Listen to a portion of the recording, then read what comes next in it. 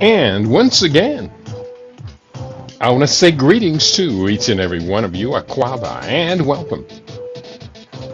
Welcome to another round of the Conscious Roster Report here on LIV Radio, LIV TV here on livinginblack.com.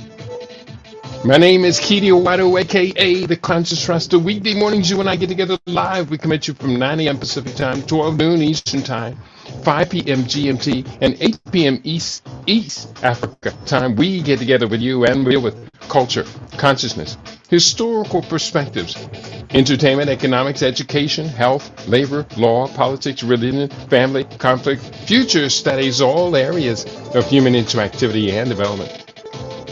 Today's date is Friday. It is the 31st day of October, 2025 in the Western calendar. This corresponds to the year 6266 in the Kemetic calendar, to which we have realigned our cultural clock. Welcome to the 7th millennium. You have found your family in a peaceful place here on LIV Radio, LIV TV here on livinginblack.com. I think I have a very exciting program for you today. I hope you find it to be exciting. We're going to step back from looking at personal finances for a minute and take a look at what is happening in the world, because the macro does undeniably impact the micro. And so, insofar as looking at it, what is happening in the world, here is what is on the table for today's study. Globalism is far more dangerous than anyone realizes. This was inspired by a conversation from Professor Eric Lee. We'll talk more about him shortly. But today on LIB Radio, globalization. Now that's distinct from globalism. Globalization, the interconnected flow of goods, capital, and ideas, has driven unprecedented economic growth, exemplified by China's rise from an underdeveloped nation to a technological leader. In contrast, globalism, the doctrine of globalism, as a political doctrine advocating a unified world order, is waning, particularly as the U.S. retreats from its leadership role. China actively promotes globalization through initiatives like the Belt and Road. China Belt and Road fostering development and influence in the global south. Meanwhile, the U.S., preoccupied with containing China and upholding a perceived, quote, unfair order, unquote, the U.S. is seen as misallocating resources on outdated doctrines and pursuing further saber rattling against Venezuela and Colombia. Meanwhile, China strategically advances its interests through economic integration and alternative governance models. On the table for today, globalism is far more dangerous than anyone realizes. In this video today, or in this video I'm about to show you, venture capitalist and political commentator Eric Lee, spelled L-I, presents a critical analysis of globalization, contrasting China's approach with that of Western liberal democracies. He argues that while both China and Western nations benefited economically from globalization, the wealth distribution has been vastly different. China experienced a 10-fold GDP growth and an 8-fold increase in median income, lifting 800 million people out of poverty. In contrast, despite significant GDP growth in the United States, median incomes have stagnated or declined, fueling public discontent evident in movements like the yellow vests in France. So let's go to this video that I have up on my desktop. I'm not going to play the whole thing, but we are going to tune in. We're going to play a portion of it. Check it out.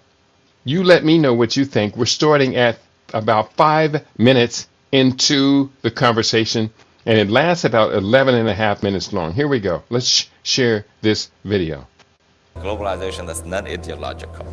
A globalization that allows the space for countries to develop their own paths, that does not seek to impose a set of political or economic values onto other countries. A globalization that respects national sovereignty.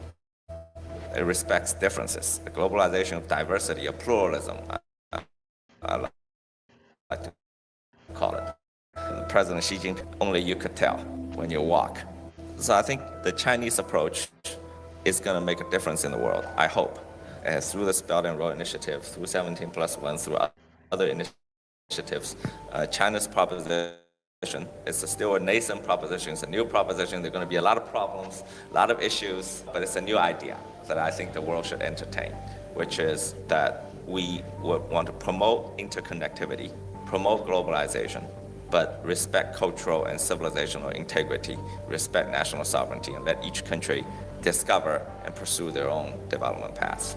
I think the current U.S. leadership is wanting to draw down an iron curtain of some kind to decouple with China and other economies too, because I don't blame them. I think the U.S. has great advantage, great strengths to compete and win in a world of an era of what I call warring states. That's a period in Chinese history where everybody fights for its own interests, okay? And China will fight for its interests too. But I think that will be unsettling and risky period. I think we ought to be looking to reconstruct a more peaceful world order. And I think China's proposal needs to be heard. The trade war needs to be understood in the context of a larger scale competition between these two countries. And I think that will continue. And I think there will be more competition, not just between China and the US, but among many other countries like Russia, Germany. So we're in a new era where somehow I think Europeans in particular had this thought, I think it turned out to be an illusion, that somehow we're going to build this so-called liberal rules-based international order where everybody will operate under this set of rules, and that's over. Now it's an era of everybody competes, everybody fights, and there's not going to be a set of rules that some countries respect. So we're going to see an era of hard power, unfortunately. Not because of, I think because of the failure of the soft power era. The soft power didn't deliver. These rules-based system didn't deliver for the people. And unfortunately, I wish they had delivered, but it didn't. So we're in an era of hard power competition. And Europe is in a very tricky position because Europe had not believed in hard power. Like I said, if you look at the numbers, the US and Western countries benefited just as much, if not more, than China. It's the problems within those countries. Are you interested in mushrooms? All right. I like am drama? not interested in mushrooms. You love this. Let's I'm Matt, skip that. food scientist, and it's Skip, crazy and how many let's lies brands see will tell if you we about can mushrooms get to just the end of it. scam you out of Now, your where are money. we at? Where are we First, at? it is true that lion's mane has cognitive benefits. Lion's mane has Okay. well-researched Bear with compounds me. called This is hericinogens and worth arenaceans waiting that for. cross. Yes, The please. benefits sir. only went to the very few. And a large number of people came out worse off or stagnant. And most people feel less secure. And most people feel they've lost control of their destiny to nameless, faceless global institutions like the EU. I was talking to a friend of mine about the euro, and he was an economist. And the globalists don't understand there's something more important than money. All the globalists could see is money, money, money, money. And the economists gave me a list of the benefits of the euro, economic benefits. I said, well, look, that's all good, but I don't care. I would not want to be a citizen of a country in which I take out my wallet, I take out my currency, and I don't see my hero, my national hero's picture on it. Wow, have you ever heard of venture capitalists talk this way about money? How do you get your investors to invest? I mean, with this kind of enlightened perspective. No, I mean, No, that was a joke. so people are more complex than that. People need dignity, people need community, people need the sense of belonging, people need cultural integrity, civilizational integrity. So I make a pitch, don't join the euro. Countries need to be able to develop in their own ways. And that China wants to take its excess capital and its capacity to build. The Chinese have learned one thing, one lesson in the last 40 years. It went from an agrarian poor country into a behemoth. And there's one lesson they learned. It's called, I heard it everywhere. I hear it, people talk about in China. If you want to get rich, build a road. Build a what? A road. A road. Yes. So infrastructure-led development. And infrastructure meaning not just physical infrastructure, but digital infrastructure as well, right? Mm-hmm. So China is trying to take that idea and say that, okay, we're going to take our excess capital, excess capacity to build infrastructure, be it physical or digital, in countries that are connected to the Chinese economy, so that we could increase interconnectivity this way between China's economy and their economies. That's what the Belt and Road is about. Mm-hmm. I mean, I remember 5-6 years ago when I started building, I was in Chongqing and saw the terminals.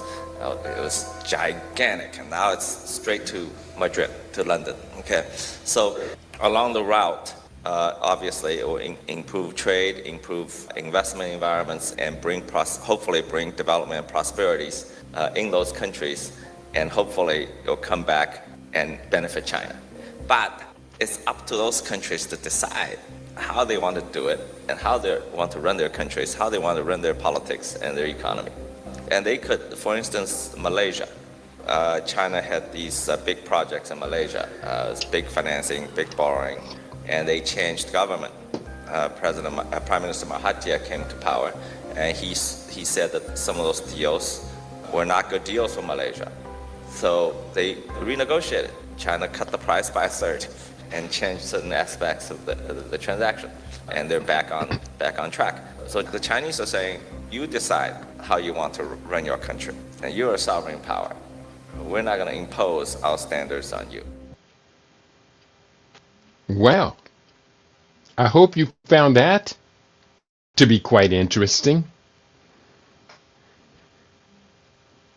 Ultimately, I am conducting this research because we want to understand how will Africa develop during this crucial period between probably about 2026 and 2050. Over the next 25 years, what will Africa do? We, as Africans in America, believe it or not, we have a great say. We have a great say in this. And it's time that we get our group involved in this discussion. I don't see that I have an audience for today, but I'm going to keep on the subject. I hope people are paying attention. That's all I can say is I hope people are paying attention, because the next 25 years will decide all that. Now, at the same time, the next 25 years, we have a generation that doesn't want to have babies. They don't want to have babies. We have other existential problems to deal with. So Africans have a lot of charges that are on our head. And quite simply, I personally think we need to take those charges as seriously as possible. Let's go back to my research notes for today, and let's break this down further. Globalization. This refers to the interconnectedness of economies, cultures, and societies, driven by the flow of people, ideas, and capital across borders. Globalism, meanwhile, is a political doctrine often used pejoratively to describe a perceived top-down effort by elites to prioritize a neoliberal global order over national interests. While globalization is a measurable measurable process, globalism is a contested narrative, frequently weaponized by populist movements to oppose international cooperation. The danger lies in conflating the two, dismissing globalization due to anti-globalist rhetoric, risks undermining essential global collaboration on climate change, inequality, and pandemics. A future shaped by this ideological divide threatens resilience, as effective solutions to transnational crises require both commitment and global solidarity. Now let's begin to compare China's model versus Western capitalism. Professor Eric Lee emphasizes that China uniquely engaged with globalization while rejecting Western-style liberal democracy. Yes, they did. They rejected it. And market capitalism.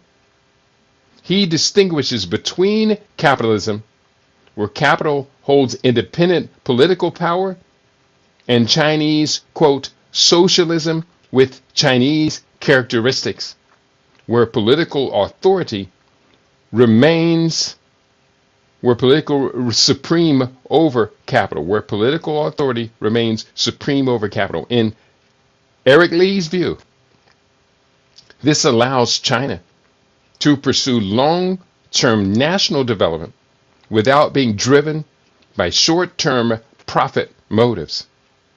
He notes that China's wealthiest individuals have no influence over the Politburo,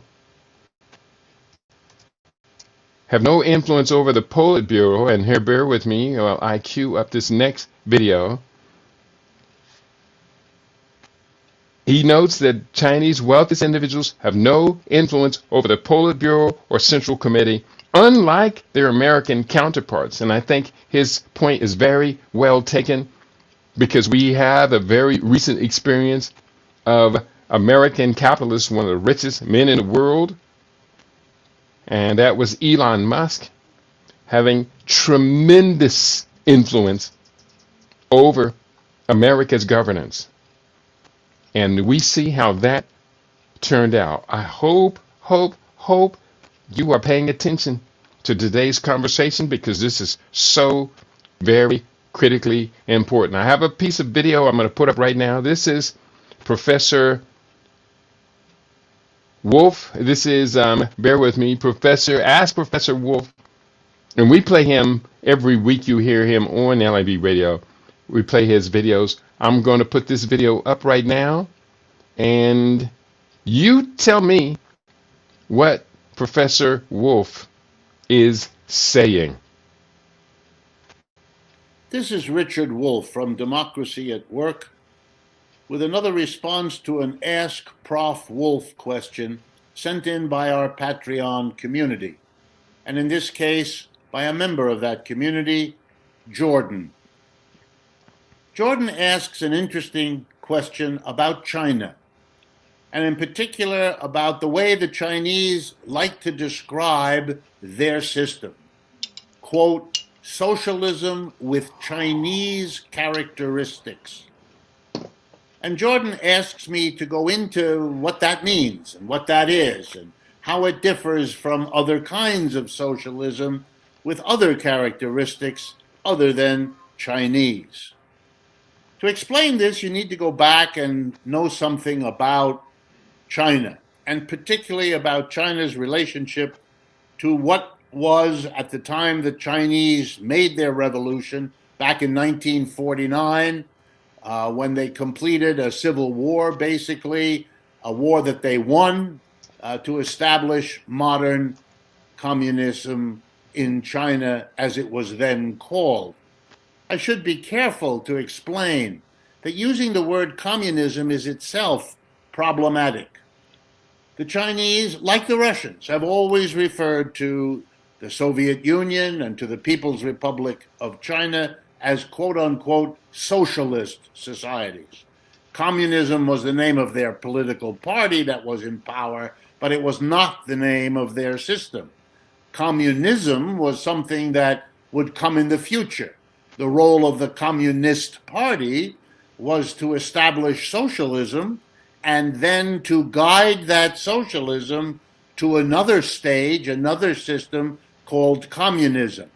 People lose sight of that. They shouldn't, because what the Russians had until 1989 in the Soviet Union and what the Chinese communists, and that's the way they call their party, what they have in China to this day is socialism, not, or at least not yet, communism. So let's go back. Socialism with Chinese characteristics. Well, the great model for China in 1949, when they began to construct Chinese socialism, having won the Civil War in China at that time, the big model for them was the Soviet Union, which had helped them to make their revolution, helped them win the Civil War, helped them in countless ways. But the Chinese knew that their culture, their history was different from that of Russia, and that sooner or later they would probably have some important differences.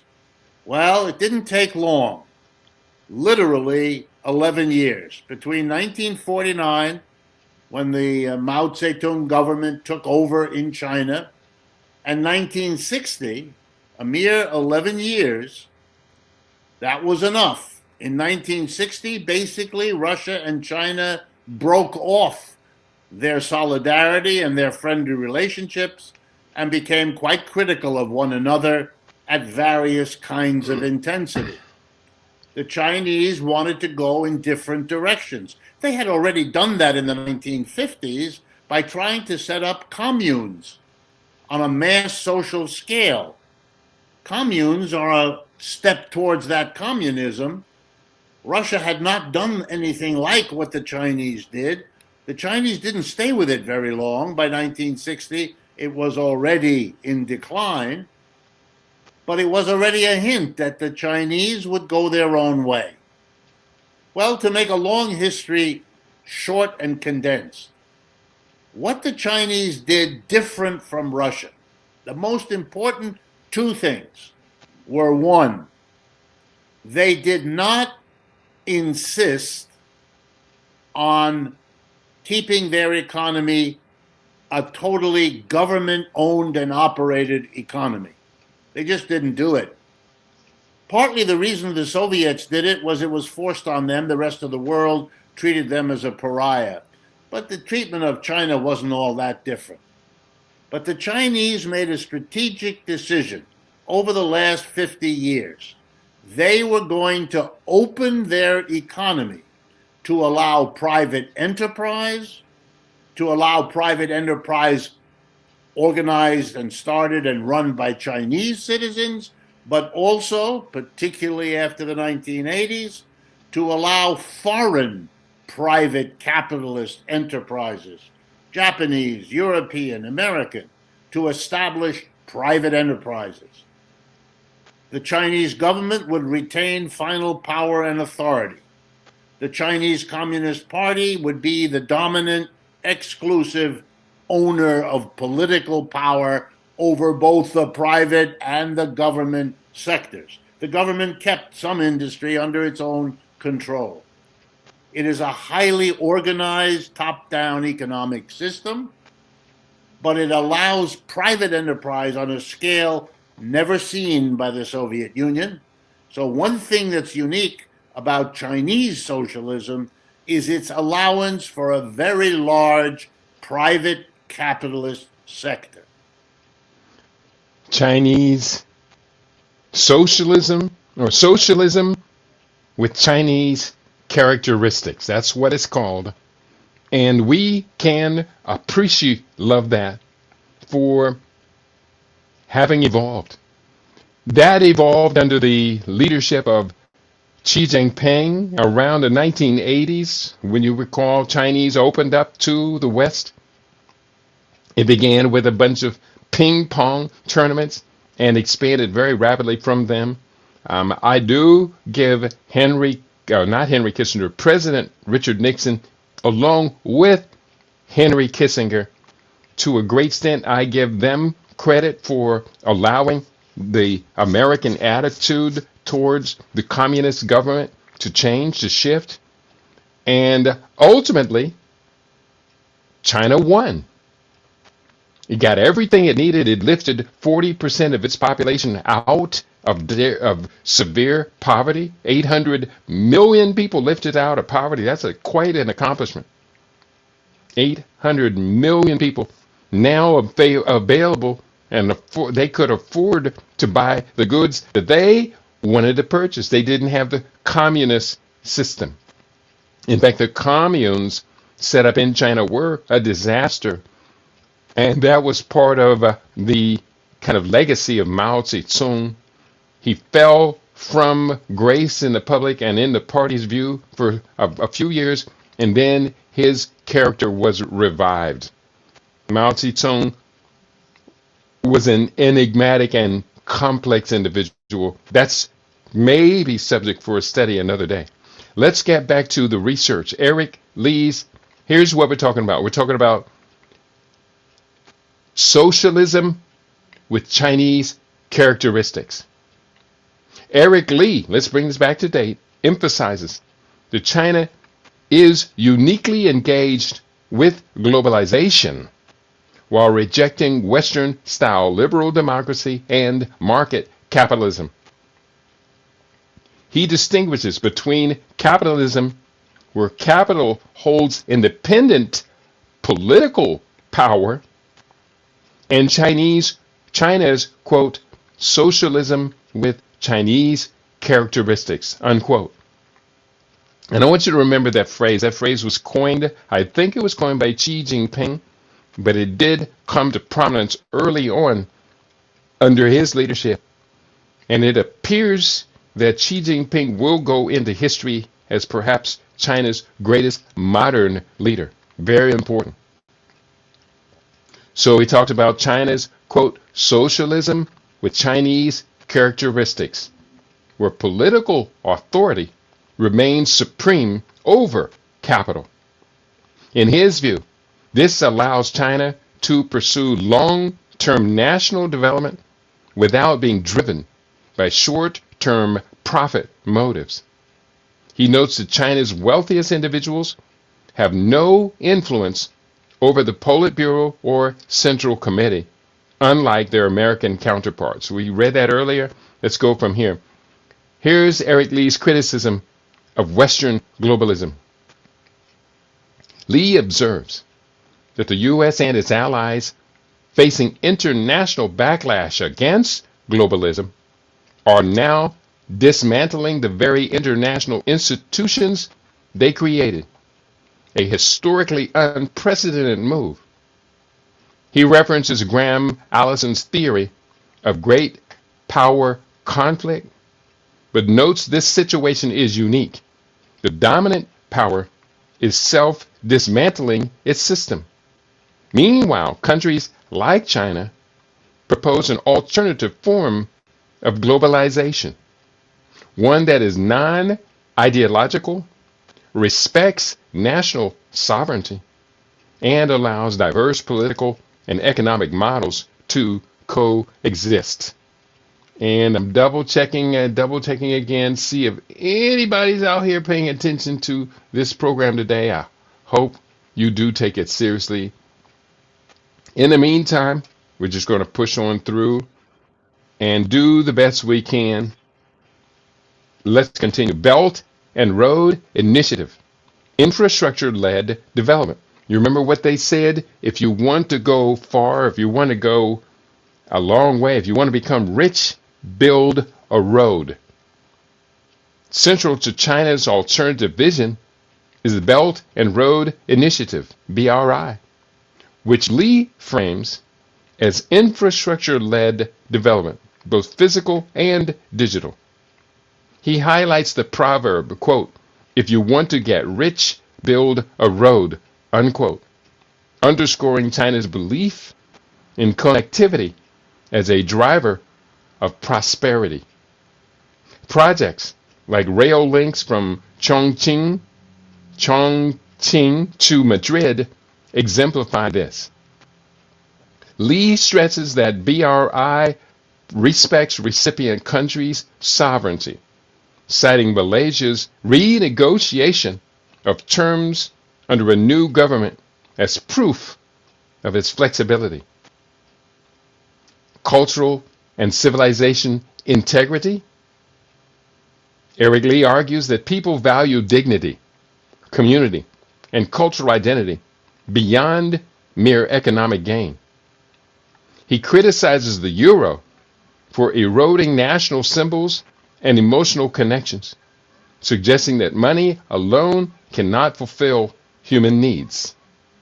China's model, he claims, supports civilizational integrity and allows nations to choose their own paths, contrasting with the West's tendency to impose values upon the nations it lends to. Look at the World Bank and the IMF and their structural adjustment programs. You want to borrow money from us? Well, here's how you have to change your government to be able to get access to this capital. And we can see that that model has produced SAPs, the notorious structural adjustment programs that pretty much robbed African nations of like between 20 and 25 years of sovereign sustainable development. SAPs do not work. Now we have to ask the question why Kenya, Ghana, and a limited number of other African nations are stepping back into that era where SAPs, structural adjustment programs, sapped their sovereignty and their sustainable development. Let's talk about a future of global order. Looking ahead, Eric Lee sees a shift from a unipolar, rules-based order dominated by the U.S. to a multipolar world where diverse systems coexist. He believes the failure of soft power and liberal institutions to deliver broad-based prosperity has led to an era of hard power competition. China, he argues, offers a constructive alternative focused on interconnectivity, mutual development, and respect for sovereignty. Ideas he believes the world should seriously consider. Where does the African fit in a new global order dominated by China and basically hostile to the intentions of globalists and globalism? That's the question on the table. Where does the African fit in a new global order dominated by China and basically hostile to the intentions of globalists and globalism? That's the question for today. Let me ask you that question. Brother Shabaka, I see you in the house. And thank you, Brother Shabaka, for checking in. He says, "Greetings, Baba and LIB family. I'm here and I care. Thank you for your outstanding work and the love you have for us." Brother, I received those words. They touched me to my very heart. And I pledge to you and to everyone else who is part of this family to continue to build, to follow, to grow. These words on my shirt today do have meaning. And let me see. Let me get this in real time because I'm watching two things with a slight delay to them. We, with the eye of Heru, Ejo, and Nekebet, we will create African genius again. With the eye of Heru, Ejo, and Nekebet, we will create African genius again. Let me repeat that a third time. With the eye of Heru, Ejo, and Nekebet, we will create African genius again. Ashe, ashe, ashe. And I love this sweatshirt. This sweatshirt is actually probably 25 years old now, but it has held up really well. It was a very quality production. And those words, hopefully, you and I will manifest them. Now, where are we in our research next? I asked the question, where does Africa fit in this new global order? Africa is increasingly asserting its agency in a global order that is becoming more multipolar, with China playing a significant role alongside other global players.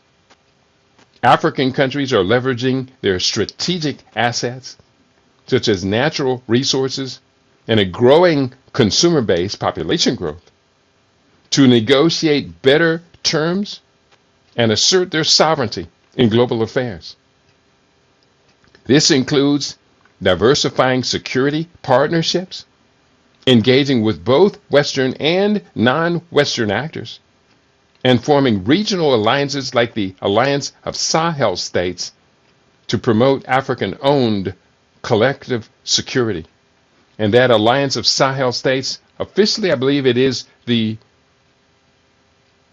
not the alliance, it's the Confederation of Sahel States. It's the name of the new federation governing those lands. While they are many times still referred to as the Alliance of Sahel States, it has now moved toward confederation, even though I will say it probably is behaving more like an alliance than a document tying them all together. Going forward, China's influence in Africa is growing, particularly in the areas of infrastructure, energy, and technology, as seen in initiatives like the Belt and Road Initiative and investments in renewable energy. However, African countries are seeking to balance this influence by promoting regional integration, such as through the African Continental Free Trade Area, and by engaging with a variety of international partners. And again, this is very important. The AFCFTA is the largest free trade zone in the world, but it still is really yet to get up to its mission. It may take 10, 20 years for the AFCFTA to fully produce the unification of trade that now allows for the unification of the continent. Now, for several years now, probably since about 2015 or maybe a little bit after that, you have heard me on LIB Radio talk so much about the East African community. Unfortunately, right now, it appears that the EAC's move toward federation, which I had predicted would take place, originally I had predicted it would take place by 2025, but the COVID pandemic threw it all off course. Then the new date for perceived confederation would be 2027. I'm still holding on to that date, but I see serious obstacles to the unification of those 8 or 9 or 10 countries in East Africa.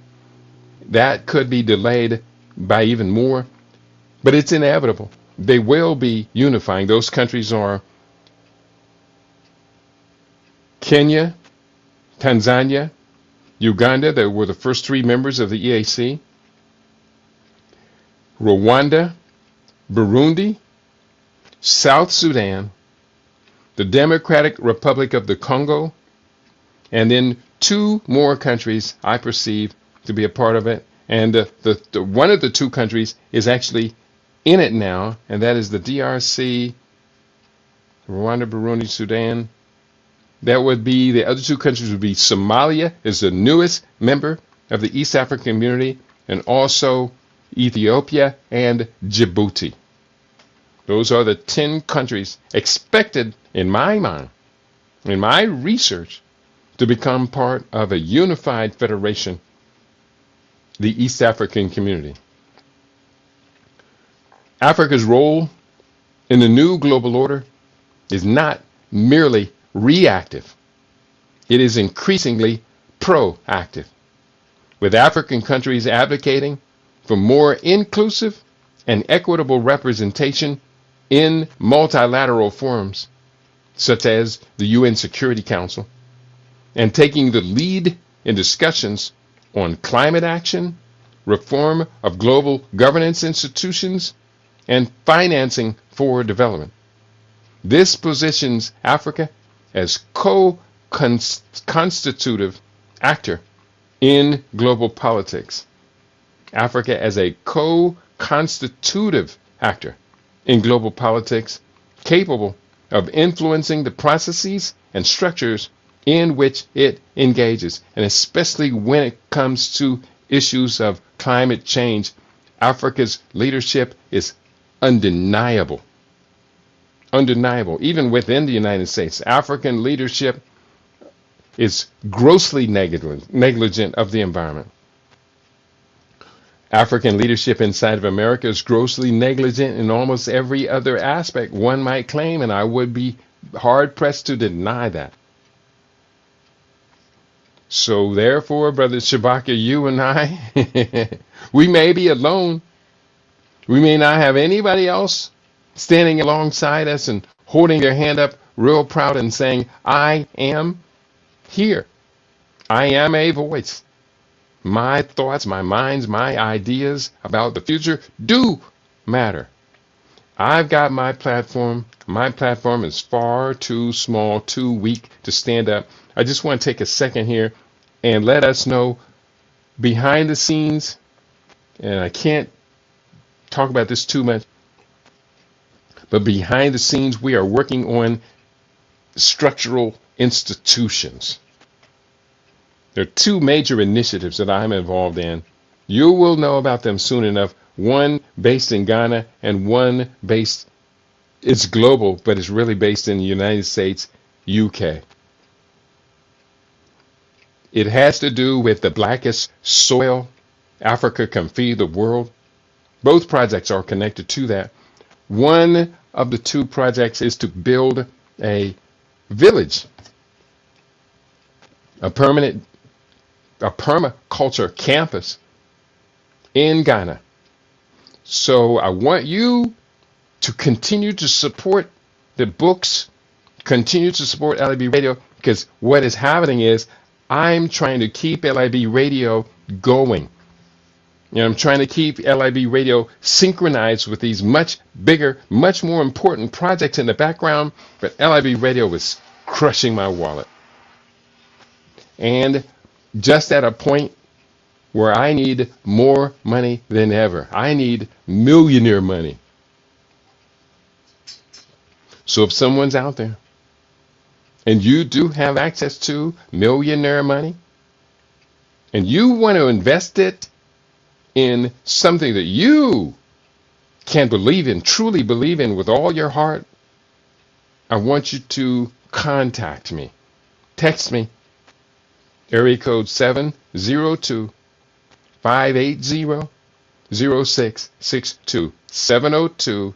702-580-0662. Text me.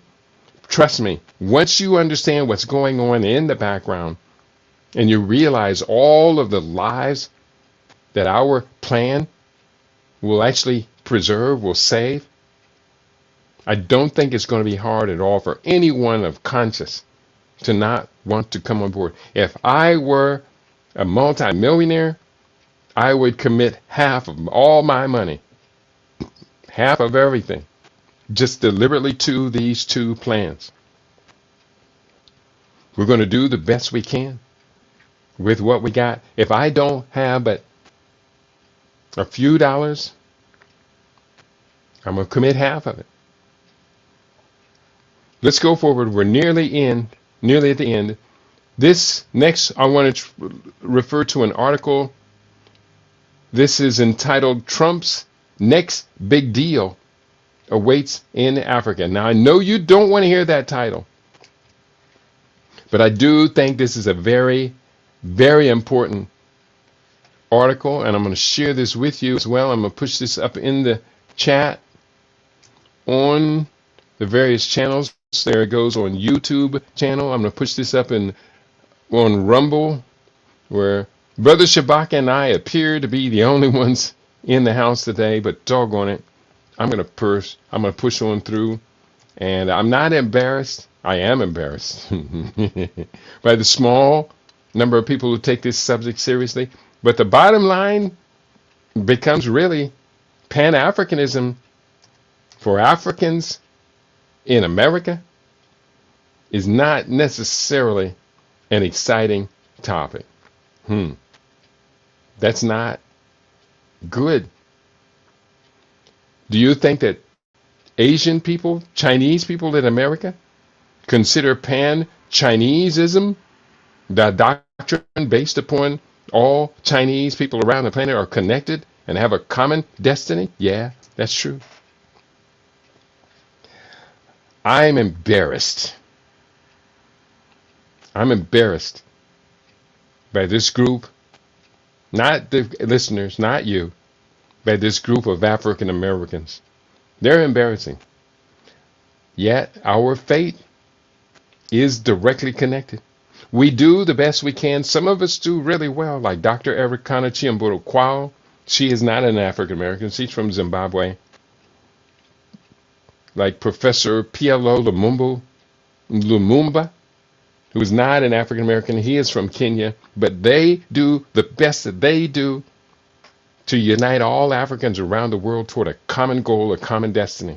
And I am stepping in the shoes, the giant shoes of the late Professor Calestis Juma. Scientist, he had the institute at Harvard that he ran. And I don't have the institute at Harvard yet. And I'm going to just kind of choke it here. We're on the verge of creating the next thing. I want to say greetings. I see you have joined us in the house, Brother Ronan. It's a great, great pleasure to have you with us as well. And we're going to go forward. Let's continue. There's a little bit more of the research that I have on the table today. The theme is globalism. It's far more dangerous than anyone realizes. Trump's next big deal awaits in Africa. That's the theme of the article. And did I push this up on everything? Yeah, I did. And here's what it says. Quote, this was written by Tom O'Connor for Newsweek magazine. And let me just real quickly go into the article. President Donald Trump. Don't do that. President Donald Trump. Sorry about that. I hit my finger too wide. I meant to hit the save and I hit select all. President Donald Trump's reshaping of U.S. diplomacy has touched only the tip of the iceberg in Africa. But the vast continent, home to more than 1.5 billion people, and the population as of right now, as accurately as I can determine it, is 1.55 or 1.54, between 1.54 and 1.55 billion people. That's only on the continent. We're not talking about an additional up to 280 million Africans across the diaspora. A continent vast, home to more than 1.5 billion people and large shares of critical resources, has increasingly demonstrated its significance on the international stage. In fact, many analysts view Africa, with its 54 nations, 55, one is in dispute, Western Sahara, each of them bearing unique challenges and opportunities, has one of the world's most important geopolitical theaters, one that has thus far eluded a sustained, substantial U.S. strategy to explore its untapped potential. The top U.S. rival, on the other hand, China, has doubled down on its decades-long prioritization of ties across Africa at a time of growing competition with Washington that includes a scramble for the very kind of rare earth elements that many African nations possess and over which Beijing dominates in global processing. But this could change under Trump, whose transactional foreign policy is finding willing partners in Africa at a time when the U.S. may need them the most. Quote, Trump's deal-focused diplomacy could actually improve upon some of the things that perhaps previous administrations' more traditional diplomatic approaches may have under-delivered on, unquote. Professor Landry Signe, Distinguished Fellow at Stanford University's Center for African Studies and Senior Fellow at the Brookings Institution's Global Economy and Development Program and Africa Growth Initiative, told Newsweek. Quote, African leaders increasingly prefer clear transactional relationships over conditional aid structures, with a recent DRC Rwanda peace agreement representing this pragmatic approach, unquote, he said. However, success requires recognizing Africa's agency and not viewing them as just tools in a power competition. So that takes us to another video I'm going to share with you. And this one is entitled The Opportunities and Challenges Ahead for Africa in 2025 and Beyond. Let me present this to each and every one of you. I want to share the screen. We have it already queued up. The Opportunities and Challenges is queued up. And let's take a look at this particular video. Let me put this up on my desk, add this to the stage. And this is just a very short piece of video. And let's go ahead and see what it has to show you and I. Hello, I am Landry Signe, Senior Fellow at the Global Economy and Development Program and the Africa Growth Initiative at the Brookings Institution. I am incredibly excited about this season 4 of Foresight Africa podcast because this year, 2025, is a critical year where we have a convergence of key events. First, we will have a new leadership at the African Union. We have a new leadership in the United States. We have the African Continental Free Trade Area, which is set to be implemented with accelerated pace. We also have the African Growth and Opportunity Act, which is set to expire by September, but should be renewed and modernized. And we really have the opportunity for African leaders to come together to shape Africa destiny, especially when it also comes to progress toward achieving the Sustainable Development Goals by 2030. Thank you so much for listening to Foresight Africa podcast. We are so excited for you joining us in our incredibly wonderful season 4. Hello. All right. That was Professor Landry Signe. Let me give you a little bit more about who you were just listening to. Because when I first came across his name, it was in the context of the U.S. political ideological system that made me not want to trust him. But after having seen that short video, and I'm going to be pulling up much more in-depth videos on Professor Signe, I like him. I like him a lot. And I personally think that he represents the same kind of spirit which is in the footprints of Dr. Kalestis Juma that I am doing my best to represent. I do see Brother Ronan is in the house. He's engaged. He says, Katie, that's me. Globalism is lightweight worldwide Apartheid. That's a very good description. I cannot disagree with any part of that. It is apartheid, lightweight, worldwide. Nothing more to add. You hit it. He says, does Nigeria share its technology across Africa?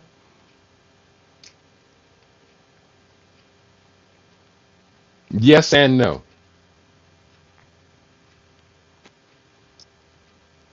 Nigeria does. Aliko Dangote, who is largely, his ideas are the primary developer of Nigeria at this point. Aliko Dangote is very progressive, but he is very much weighed upon by capitalism. The fact that he is the richest black man in the world, I can understand how capitalism would weigh very heavily in what he has to say, what he has to do. I've always wanted to work with Aliko Dangote. In fact, I wrote about wanting to work with him and what I would add to his efforts in my book, The Blackest Soil, Africa Can Feed the World, which was a distinct plan for African dominance, really across agricultural sphere. Africa could feed the world. A world of 12.9 billion people could be fed from African untapped natural resources. So Nigeria is very, very important. I would say, does Nigeria share its technology? I would say maybe 40% yes. And that's a big win if you ask me, because Nigeria has tremendous resources. 40% yes at current, but Nigeria still has to look out for Nigeria and the ECOWAS bloc of nations, of which Nigeria is the most prominent economy. In fact, Nigeria is Africa's most prominent economy.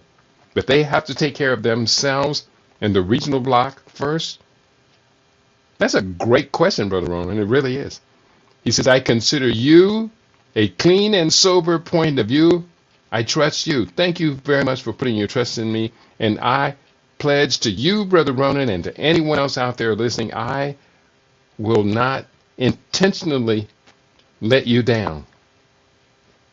We're going to do the best we can to rise to our full potential, all of us together. And if I am in the leadership in the front of this, I'm going to feel comfortable in that position as long as I can look to my left, look to my right, or look to my left, look to my right, whichever side of the camera you're on, and make the decision, make the determination that we are all in this together. And that is socialism with African characteristics. Ashe. I appreciate, love that comment. Professor Landry Signet. Let me give you a little bit more from the professor. Is a world-renowned professor and leading practitioner who has more than 60 prestigious awards and distinctions from 4 continents for his academic, policy, business, and leadership accomplishments. He was born in Cameroon, and more than 60 awards and distinctions puts him very firmly ahead of myself in following Dr. Calestis Juma. And Dr. Calestis Juma, I'm saying his name again and again, he became an ancestor in 2018, and he was just the most brilliant scientist, an African scientist, political, economic, and especially dealing with Africa's development potential and agriculture, the most brilliant we could ever imagine. Now we have Professor Landry Signet following his footprints. But here's clear. African Americans don't. They're not the ones who are paying Professor Landry Signet's salary. The Western security establishment. We're talking about Stanford University, the Brookings Institution. They are the ones that are paying his salary. Landry Signet emphasizes the strategic importance of U.S.-Africa relations and advocates for a renewed, values-based U.S. foreign policy that aligns with African priorities such as democracy, accountable governance, and economic development. He argues that the United States has a competitive advantage in promoting democratic values, as nearly 70% of African citizens prefer democracy and African publics favor the U.S. development model over that of China. Signé believes that by standing up for democracy and free trade, the U.S. can outflank authoritarian rivals like China and Russia on the continent. He believes that, and he advocates that. And in listening to his arguments, I don't see any problem with his arguments. The only problem I see is that in the background, paying his salary are the globalists and globalism, which are fundamentally at odds with the ideology and the values that I heard him in that short piece of video. It goes on. Dr. Signé, Professor Signé, highlights the need for the U.S. to act swiftly to restore credibility in Africa. Now, restore credibility means they had credibility that they lost, particularly after setbacks during the Trump administration, including discriminatory rhetoric, immigration restrictions, and reduced engagement. Signé supports strengthening U.S.-Africa cooperation through trade and investment, especially in the context of the African Continental Free Trade Area, CFTA, which promises to lower production costs, create value chains, and attract global investment. He stresses that fostering regional integration is the key to unlocking Africa's economic potential, with consumer and business spending projected to reach $16.1 trillion by 2050. Today, that Africa's continental collectivized economy is estimated to be between $3 and $4 trillion. Signé also underscores the importance of preparing for the post-AGOA, that stands for African Growth and Opportunity Act, era, as the agreement is set to expire in 2025, and calls for bold, coordinated strategies to shape the future of U.S.-Africa trade and investment. As a senior fellow at the Brookings Institution, he has consistently promoted strategic cooperation between the U.S. and African countries to advance shared interests in food security, global health, digital transformation, and infrastructure. He recently delivered opening remarks at a workshop on AGOA, urging continued dialogue and strategic planning to secure a prosperous future for U.S.-Africa economic relations. I cannot disagree with anything that's been said there. In the background is globalism. And Africa's interest in Africa, from the U.S. perspective, reflects globalism. It reflects America wants access to Africa's many natural resources, including the rare minerals, of which China dominates control over Africa's rare minerals. U.S. wants it.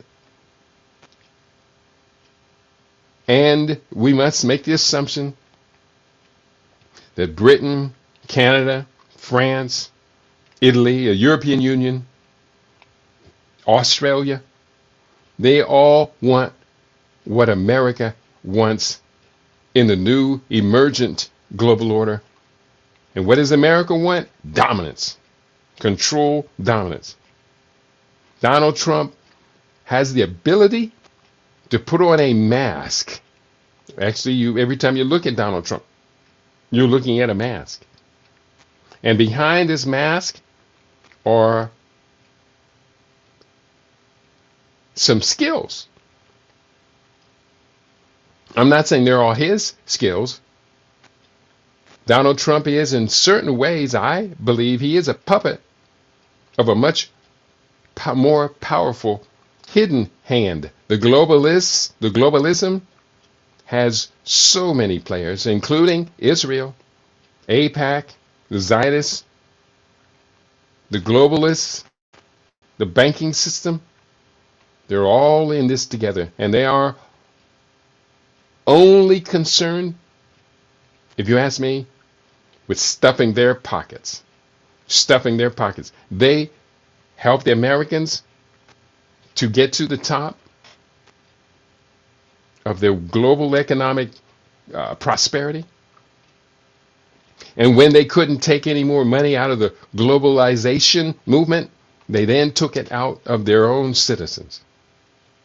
They will sell their own mother, ultimately, Mother Earth, sell their own mother to line their pockets today. They cannot and should not be trusted. So, Nguvu, I see you, Sawubona. He said, I am here, just not able to actively participate. I hope you've heard enough, Brother Nguvu, to want to go back and watch the whole program together. I am going to close this show with another appeal. I appeal to you all for continued support of our mission. We want to matter. So go to www, that's HTTP, www.libradio.com. Scroll to the bottom of the front page and make a contribution. I cannot overemphasize this point. I do know you hear me, but I'm concerned that I am having to compete against all of the other noise that you are experiencing, because I know it's noisy for me. I know I'm noisy, but doggone it, we are going to make a difference. We're gonna do better. Brother Ronan says, I trust you, Brother Keaty, and I respect your allowing that trust. I do. We're going to do better. Keep saying that. We are going to do better. We are going to matter. We are going to pool our resources, reach deep inside our heart, our soul, and do better.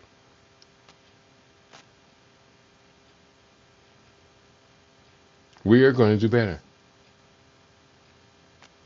I am the author of 60 books now, and there's another series of books coming out. In fact, let me just take a moment here. On the 8th of November, we will have the first of 2 free previews of the next book, 90 Days to Write and Publish Your Book. The session, I'm going to do the best I can to get as many of you as possible to commit to becoming an author.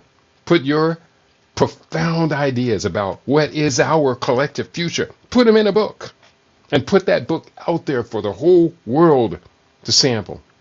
One might say, well, the enemy's going to have all our plans. The enemy knows more about you than you would ever imagine you know about yourself. So that argument don't cut it with me. write a book, publish the book. On November 8th, we're going to have the first of 2 free Zoom sessions on the course. And then from there, the course lasts 13 weeks. In 13 weeks, you will get at least 1 book written. For me, in this next session of books coming out, I will probably have at least 5 or 7 books coming out. I've already got a number of them. I've already got them mapped out, got the front cover artwork done as well. There's going to be a book on what are we going to do with Christmas. There's going to be a book on rebuilding the black family and where did the love go. There's going to be another book talking about the gender dysphoria that many people, including a significant number of Gen Y black females, have signed on to the gender dysphoria. And what's the cause of that? We're going to talk about population control and all of that. And there's going to be at least 1 health book. It's probably going to be Living Superfood Solutions, but it's going to be more advanced at very specific diseases. I know I wrote a book called A Year Against Cancer. I'm probably going to just update the old book, while at the same time there's another book coming out. So I have a big schedule. So how am I going to do this? By teaching a 90-day course on writing and publishing your book. The first time I taught the course, I think I published 6 books, 8 books, 10 books, 9. It was 10 books, I think, that came out in the 90 days or so after that. Plus there was a couple more months. The second time I did the course, it was another 7 or 9 books. I can't remember the numbers. There's a lot of numbers. With 60 books, I really can't remember the etiology of all of them, but I can tell you what's in all of them. And at a certain point, I'm going to write another book on future economic development. Someone did ask me about that. Brother Marvin Weiss asked me about, is there a Futurenomics Volume 2 coming out? And I told him, well, that was largely in the books, The African Future, and it was in another book called Forged by Fire, Post-COVID African Sovereign Development and Health Care Development. Well, I'm going to continue to contribute towards health much more vigorously. So probably at least 2 books or so coming out. So all of that, if you want to join me, I will publish probably 7 or more books in that 90-day period. So can you come up with 1? I think you can. Brother Ronan, I'm challenging you. I like the way you think. Brother Nguvu, I'm challenging you because I like the way you think. Sister Afor, Africa 1, the world needs to hear from you. From our sisters, from our brothers, so many of us. The world needs to hear from us. Brother Amasis, I know you're out there. So we're going to do the best we can. Oh, last point I want to make. If you go to my Facebook page, you'll see an image I put up yesterday. My blood pressure reading. My systolic was 111 and the diastolic 71. Now we do know if you take your blood pressure 4, 5, 6 times in a row, it changes every time you do it. This was the best reading that came out of yesterday's extended session, the worst of which I think was 139 or something. And that was actually after I just finished doing my push-ups. I think I hit 152 and then I did it again a minute or 2 later and it went down to 139. You want to solve your problems? Help yourself out. The book Living Superfood Longevity has the supplements that I take. And the book entitled 100 Plus Lifespan has 106 recommendations on everything you and I can do. It's all going to be good. Maybe I'll write a book on just my daily routine and the exercises that I do.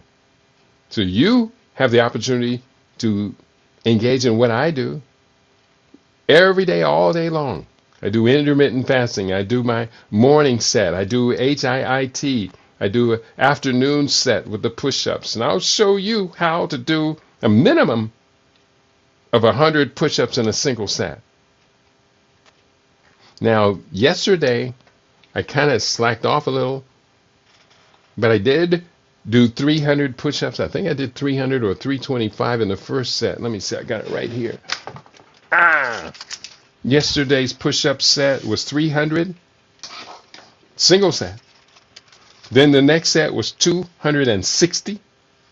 And my third set was 165 push-ups. That's 3 sets, no pause, no break, totaling 725 push-ups in 3 sets for yesterday. I will teach you how to do that, but you got to buy the books.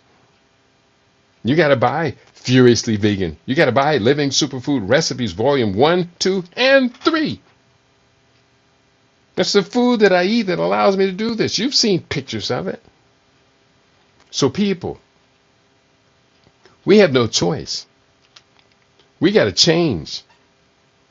We have to get on board this change. And we're going to do it.